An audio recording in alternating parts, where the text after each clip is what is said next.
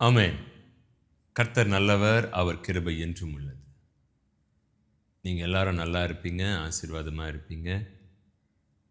தேவன் உங்களுக்கு செய்யப்போகின்ற காரியம் மேபி அந்த நாள் தெரியாம இருக்கலாம். அந்த கிழமையும், அந்த நேரமும் தெரியாம இருக்கலாம். ஆனால் ஒரு நாள் நிச்சயம் அவர் உங்களுக்கு செய்து தான் ஆக வேண்டும். நீங்க நானு ஒரு கேள்வியோடு இருக்கலாம். இப்பேற்பட்ட ஒரு தடை இருக்கே, இதெல்லாம் சரியாகுமா?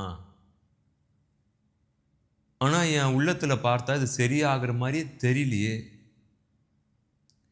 இதெல்லாம் முடிவதற்கான சாத்தியமே இல்லையே! அப்படின்னு நீங்க யோசிக்கலாம். உங்களுக்கு ஒரு ஒரு வார்த்தை ஒண்ணு சொல்லணும்னு ஆசைப்படுறேன்.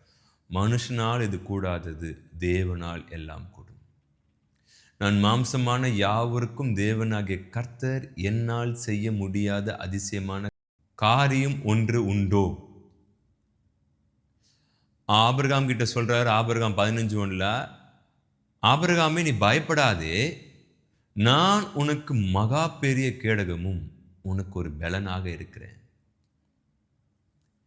ஏன் நான் பயப்படக்கூடாது என்றால், அவர் நமக்கு மகா பெரிய பெலனும், மகா பெரிய கேடகமாக இருக்கிறார்.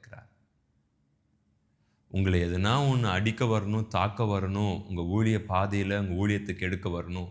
தனிப்பட்ட ஆவிக்குரிய வாழ்க்கையில பிசாசினுடைய போராட்டங்கள், மனிதருடைய சக்திகள் அதிகமா இருக்கு அப்படின்னா, ஞாபகம் வைத்துக் கொள்ளுங்க. அவர் உங்களையும் என்னையும் கண்மணி போல், அதாவது கண்ணுக்குள்ள வைத்து பாதுகாத்துக் கொண்டிருக்கிறார். சில சமயம் நம்ம ஒரு சில தாக்குதலுக்குள்ள போவோம். நம்ம கொஞ்சம் சின்ன சின்ன ஒரு அடிகள் நமக்கு விழும். ஆனாலும், அங்கேருந்து மீட்டு எடுத்துட்டு வர அந்த ப்ராசஸ பாருங்க, ஆச்சரியமாக இருக்கும். ஒவ்வொரு நாளும் பரலோகம் அநேகருக்கு அதிசயம் செய்து கொண்டிருக்கு. இப்ப இன்னைக்கு பார்த்தீங்கன்னா, இன்னைக்கு இருக்கிற இந்த உலகத்துல, அவரை உண்மையா நோக்கி கூப்பிட்ட ஒரு சில மக்களுக்கு, இல்ல பல மக்களுக்கு இன்னைக்கு விடுதலை குடுத்திருக்கும் பரலோகம். இன்னைக்கு அவங்க ஹேப்பியா இருப்பாங்க. நடந்துடுச்சு. சூப்பர் நேச்சுரல், இயற்கைக்கு அப்பாற்பட்ட ஒரு அதிசயம் நடந்துடுச்சு. கர்த்தர் நடத்திட்டார் என்று அநேகர் அவரை புகழ்ந்து, ஆராதித்து, உயர்த்தி பாடுவாங்க. அதுல அநேகர் கொஞ்சம் சோர்வா இருப்பாங்க. நமக்கு நடக்காதா? நமக்கு இதெல்லாம் கைக்கூடி வராதா? அப்படின்னு. ஞாபகம் வைத்துக் கொள்ளுங்க. எல்லாவற்றுக்கும், எல்லாருக்கும் ஒவ்வொரு டைம் வைத்திருக்கிறார். அவர் ஃபிக்ஸ் பண்ண டைம்ல நடக்கும். நீங்க அன்னைக்கு சொப்பனம் போல இருக்கும். உங்களுக்கு ஒண்ணுமே புரியாது. என்னது இது? உடனே நடத்த மாட்டார். It takes some time. ஒருவேளை அந்த நாட்கள் கொஞ்சம் எக்ஸ்டெண்ட் ஆகும். ஆனா சோர்ந்து போகாதீங்க. நான் இன்னைக்கு ஒரு வார்த்தை உங்களுக்கு எடுத்துட்டு வந்தேன்.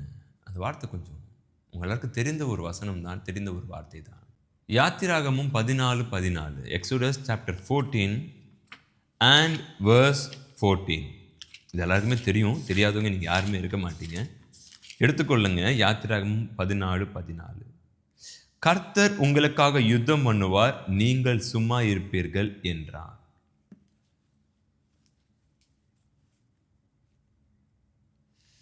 எவ்வளோ ஒரு பவர்ஃபுல்லான வேர்ட். ஒரு சிறிய நாடு, பலம் வாய்ந்த பெரிய நாடு. இந்த ஊர்ல மொத்த பாப்புலேஷன், மொத்த மக்கள் தொகை ஒரு 1000 பேரு.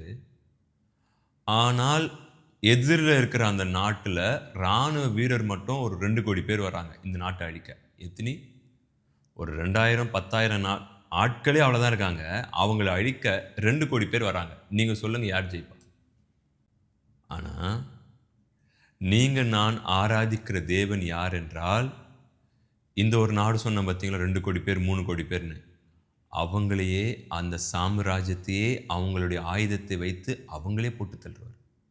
அவங்க ஆயுதத்தை வைத்து அவங்களே தீர்த்திடுவார். நான் அப்பேற்பட்ட தேவனை தான் ஆராதிக்கிறோம். ஒரு வேர்டு, ஆவியானவர் கொடுத்த ஒரு வேர்டு. நீங்கள் சும்மா இருப்பீர்கள், கர்த்தர் உங்களுக்காக யுத்தம் பண்ணுவார். எப்போ கர்த்தர் யுத்தம் பண்ணுவார்னா உங்களுக்கே பதில் தெரியும். நான் அவசரப்பட்டு அந்த நபரிடத்திலேயோ, அல்லது அந்த ஆட்கள் இடத்திலேயோ, அந்த அதிகாரி இடத்திலேயோ உங்களுடைய கோபத்தை, உங்களுடைய ஏன்னா அவ்வளோ அடிபட்டிருக்கிறோம், அவ்வளோ பாதிக்கப்பட்டிருக்கிறோம். ஆகவே நம்ம பக்கம் நீதி இருக்கும் பொழுது நம்ம உரிமையா கேட்போம், என்னங்க இது மாதிரி இருக்கே. ஆனால் அந்த ஒரு இடத்துலையும் கோபப்படாம அந்த பொறுமை, நீங்கள் சும்மா இருப்பீர்கள் என்ற இடத்துல நீங்கள் பொறுமையாக இருங்கள். சும்மா இருக்கிறதுக்கும் பொறுமையா இருக்கிறதுக்கும் வித்தியாசம் இருக்கு. எனக்கு எதிர்ப்பா ஒரு கூட்டம் கூடுகிறாங்க, ஒளிமுக வாசல் அமர்ந்து ஆலோசனை செய்கிறாங்க, இந்த குடும்பத்தை, இந்த ஊழியத்தை, உங்களை எப்படி மேற்கொள்ள வேண்டும் என்று ஆலோசனை செய்கிறாங்க என்னும் பொழுது, அங்க சும்மா இருக்கிறது வேற, அங்க பொறுமையா இருக்கிறது வேற. நீங்க நான் பொறுமையா இருக்க வேண்டும் என்றால் அதற்கு ஒரே வழி பரிசுத்த ஆவியானவர். யார் ஒருத்தங்க ரொம்ப பொறுமையா இருக்கிறாங்களோ அவங்க ஜெயிப்பாங்க. நீங்க சில பேர் யோசிக்கலாம், டைம் ஃபிக்ஸ் பண்ணியிருக்கலாம், நான் விட மாட்டேன், நானும் 2ல் 1 பார்த்துடலான்னு யோசிச்சு வச்சிருக்கிறேன், எழுதி வைத்துக் கொள்ளுங்க, நீங்க தோத்துடுவீங்க. அவங்க நீங்க உங்க சமாதானம் கெட வேண்டும் என்றுதான் இந்த காரியத்தில் ஈடுபட்டு இருக்கிறாங்க. நீங்களும் தேவனும் இருக்கின்ற அந்த ஐக்கியம் உடைய வேண்டும் என்றுதான் பிசாசு இந்த ஒரு காரியத்தை அவங்களை கொண்டு இந்த காரியங்களை செய்து கொண்டு இருக்கிறான்.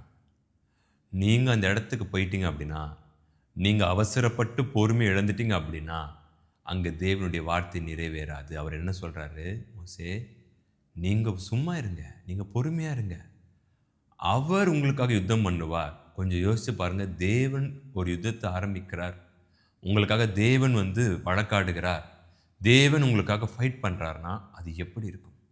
ஆனா அது உடனே ஆரம்பிச்சிட மாட்டார், கொஞ்சம் டைம் எடுக்கும். நீங்க நான் செய்ய வேண்டியது ஒண்ணே ஒண்ணு, நம்முடைய பொறுமையினால் நம்முடைய ஆத்மாவை பாதுகாத்துக் கொள்ள வேண்டும். சுலபம் கிடையாது.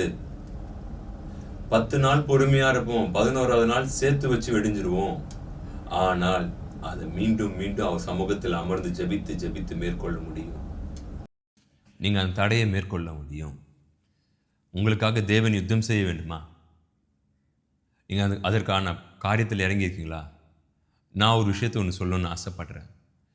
இதுவரை உங்கள் வாழ்க்கையில் இல்லாத ஒரு பொறுமையை, இன்னொரு குட் நியூஸை சொல்கிறேன். மேபி உங்களுக்கான ஆசீர்வாதங்கள் வாக்குத்தத்தம் கொடுத்த அந்த அதிசயம் நடக்க ஆரம்பிச்சிட்ருக்கலாம், நீங்கள் பார்த்துட்ருப்பீங்க. உங்கள் இருதயம் ஹாப்பியாக இருக்கும், இதுக்காக தான் வெயிட் பண்ணணும். இப்போ தான் நீங்கள் நான் அதிகமாக பேசாமல் அவரை அதிகமாக துதிக்க வேண்டும், பொறுமையாக இருக்க வேண்டும். பார்க்குறியா, என் பக்கம் தேவன் இருக்கிறார், என்ன நடக்க போது பார், நியாய தீர்ப்பு வரப்போது பார் எல்லாரும் மேலேயும். இன்னும் பொறுமையாக இருப்போம், இன்னும் நம்முடைய வாய்க்கு காவல் வைப்போம், நாவுக்கு காவல் வைப்போம், இன்னும் அவரை துதிப்போம், அவரை தேங்க்ஸ் பண்ணுவோம். அதை போய் நம்ம சொல்லி பப்ளிசிட்டி பண்ணணும்னு அவசியம் இல்லை. உண்மையா நம்ம பக்கத்தில் இருந்தால் நம்முடைய பொறுமைக்காக அவர் கொடுக்கின்ற பரிசு என்னன்னா, அவர் நமக்காக யுத்தம் செய்வார். அது நிச்சயம் நீங்க பார்ப்பீங்க. வாக்குத்தத்தம் நடக்கணுமே, இந்த வருஷம் நடந்து ஆகணுமே. முன்னாடி ஒரு பாட்டு மோசே சொல்றாரு, நீங்கள் சும்மா இருங்கள். சும்மா தானே இருக்கிறோம். 10 வருஷம், 3 வருஷம், 7 வருஷம், இன்னைக்கு வரைக்கும் சும்மா தானே அமைதியாக இருக்கிறோம். ஏன் அமைதியாக இருக்கிறீங்க? உங்களுக்கே தெரியும், எனக்காக கர்த்தர் வருவார் என்று இருக்கும் பொழுது அப்போ அவர் தாங்க ஆகணும். இந்த வசனம் உங்கள் வாழ்க்கையில் நடந்து தான் ஆகணும். வசனம் ரொம்ப பவர்ஃபுல்லானது, நடந்து தான் ஆகணும். ஸோ உங்களுக்கான வார்த்தை தான் இது, எனக்கான வார்த்தை தான் இது. ஒன்றே ஒன்று ஆவியானவர் சொல்ல விரும்புகிறார், நான் உன் கூட தான் இருக்கிறேன், உன் பக்கத்தில் தான் இருக்கேன். அவசரப்பட்டு பார்க்கலாமா, சேலஞ்சு விடாது. இன்னும் அதிக பொறுமையார், இன்னும் அதிக தாழ்மையார், என் சமூகத்துக்குள்ள ஒன்று மறைச்சிக்கும், எந்த வார்த்தையும் விடாத. B humble and don't use unwanted words. தேவையற்ற வார்த்தையை பயன்படுத்தாமல் அமைதியார். நான் நிச்சயம் யுத்தம் பண்ணுவேன். ஜனங்க பேசுவாங்க, நான் அவங்க கூட இருக்கிறது. நான் யுத்தம் பண்ணுறதை பார்த்து ஜனங்க பேசுவாங்க, எப்படி இவ்வளோ வருஷம் பொறுமையாக இருந்தியோ, நான் யுத்தம் பண்ணும் பொழுதும் துதித்து கொண்டு பொறுமையார். இந்த வார்த்தை உங்களுக்கான வார்த்தை. கர்த்தர் உங்களை ஆசீர்வதிப்பார். ஆமென். God bless you.